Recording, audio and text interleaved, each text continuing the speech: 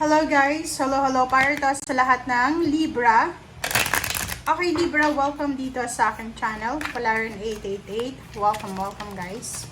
Alamin natin Libra kung anong messages, vibration, gabay energy para sa inyong lahat. Okay. First card mo dyan Libra, sinasabi ng barahan na possible na mayroong babalik sa buhay mo. It's either love life, your ex, your emotion, yung fire, yung energy. So, brace yourself, 'di ba? Ito yun, no? Sinasabi ng bara sa'yo dito na ihanda mong sarili mo para sa pagbabalik. It's either babalik ka sa ibang bansa, babalik ka sa Pilipinas, babalik ka sa probinsya, or posibleng babalik yung init ng pagmamahalan, or sa kung ano pa man. And verdict, lumabas na naman to, sinasabi ng bara sa'yo, this is the judgment. This is Libra, the result, the outcome, the judgment. So, posibleng makatanggap ka ng judgment or ng justice or ng result or answered prayer siya. Depende sa kung ano yung lumabas or dumating sa'yo. Or maybe confirmation or ano pa man.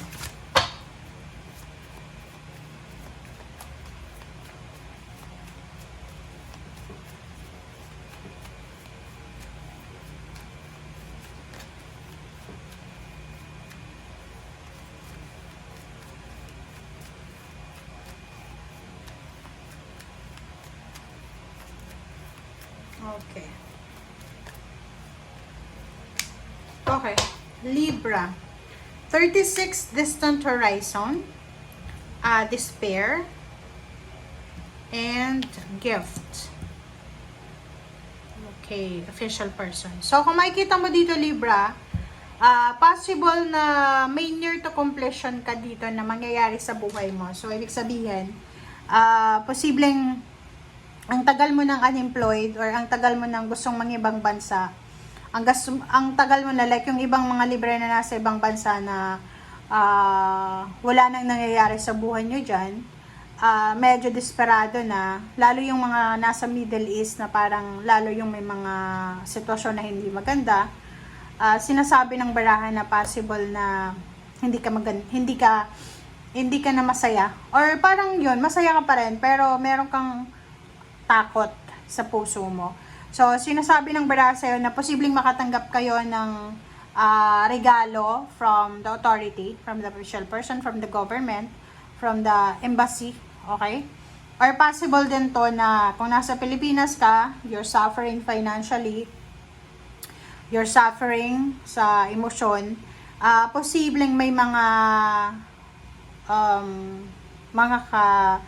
kabarangay ka, kakilala na posibleng tulungan ka para makaraos ka sa kanyang klaseng sitwasyon. Kung ano man yan, medyo desperate na situation. Or parang nakikita natin dito na may mga donation, parang may donation. Okay, so kung makikita mo dito, number 32-5, pwedeng ikaw may trabaho ka, pero yung mga anak mo, yung asawa mo, yung pamilya mo, lahat sila unemployed. So, medyo yun yung pinaka-problema mo kasi nag-aalala ka para sa financial. Nakikita ko sa'yo dito na yun, you are maybe waiting for someone or something na, or someone na may tumulong sa'yo, or naghihintay ka ng regalo, or naghihintay ka maybe ng help sa mga neighbors or sa barangay. Natural yun eh. Like for example, kung meron tayong mga pinagdadaanan, 'di ba? Sa mga kapitbahay natin sa barangay, sa probinsya, may mga tulong na posibleng dumating.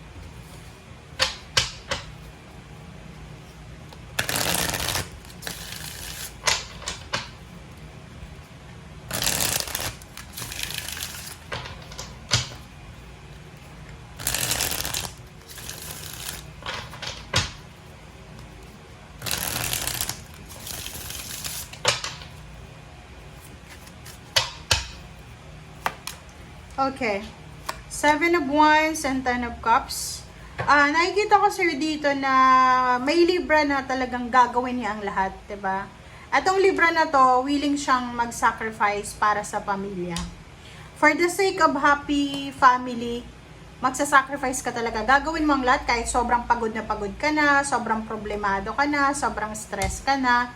Gagawin at gagawin mo talaga. Kasi yun yung parang foundation mo na iniisip mo, pag hindi na masaya yung pamilya mo, hindi ka na gaganahan sa buhay. Parang ganon.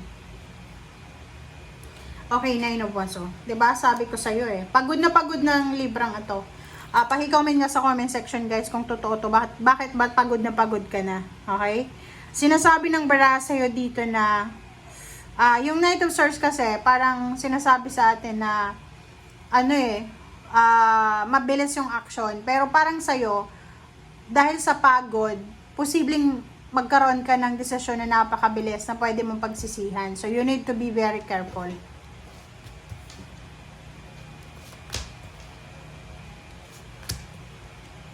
Okay, Death card, 3 of Swords, and 4 of Wands.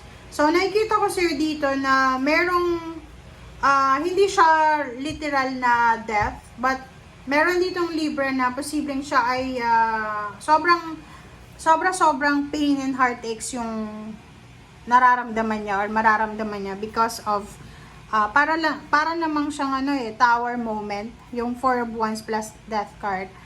Parang unexpected na nangyari sa buhay niya, like sa family, parang bumagsak yung foundation niya. Wala naman siyang ibang wala naman siyang ibang purpose, wala naman siyang ibang plano, kundi gawing maganda ang pamilya, 'di ba? Parang ganun. But ang nakikita ko sa'yo dito, you are in pain, 'di ba? Emotionally you are in pain. Emotionally you are struggling. Pagod ka na wasted, drain na yung energy mo. Yung iba naman sa inyo dito, gustong-gusto nyo nang mabago yung takbo ng buhay nyo. Lalo sa pamilya. May iba sa inyo dyan na gusto nang lumipat ng bahay, gusto nang makipaghiwalay. Yung iba naman na Libra dito, gusto nang magpahinga. Parang ganun. Paki-comment nga sa comment section if you are heartbroken, you are tired, 'di ba? And desperate. Kasi kung ikaw ay nasa ganyang klaseng sitwasyon, sinasabi ng bara sa'yo na huwag kang gagawa ng desisyon na pwede mong pagsisihan. Kasi pag sobrang malungkot tayo, sobrang masaya, huwag tayong gagawa ng desisyon na pwede nating pagsisihan. Okay. Okay. 10 of Wands. 10 of Wands, sinasabi ng bara sa'yo dito na talagang sobrang busy ka diba? Busy ka sa trabaho. Busy ka pa sa pag-handle ng problema ng pamilya. 'Di ba? Para kang si Superwoman, Superman, Libra. Kung sino ka man, humahanga ako sa iyo kasi kahit sobrang bigat na ng nararanasan mo, for the sake of your family, for the sake of love, gagawin mo ang lahat. Thank you guys for watching. Bye.